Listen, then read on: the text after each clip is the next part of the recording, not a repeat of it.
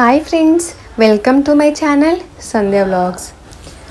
Summer వచ్చేసింది కదా, మేము డైలీ రాగి జావ అయితే తాగుతున్నాము. మరి మీరు కూడా తీసుకుంటున్నారా లేదా కమెంట్ చేయండి. రాగి జావలో ఎంత పోషకాలు ఉన్నాయి అది మనకు కూడా తెలుసు. కంపల్సరీ సమ్మర్ వచ్చేసిందంటే తాగాల్సిందే.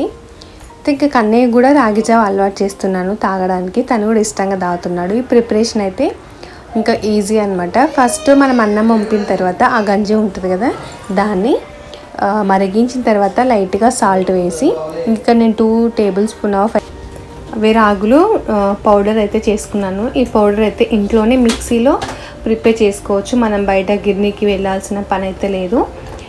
గంజి బాగా మసిలిన తర్వాత ఈ పౌడర్ని వేసి బాగా కలపండి. ఇంకా నార్మల్గా వాటర్తో కంటే గంజితో చేసుకుంటే టేస్ట్ బాగుంటుంది. ఇంక ఇందులో పెరుగు కూడా యాడ్ చేసుకొని తాగొచ్చు.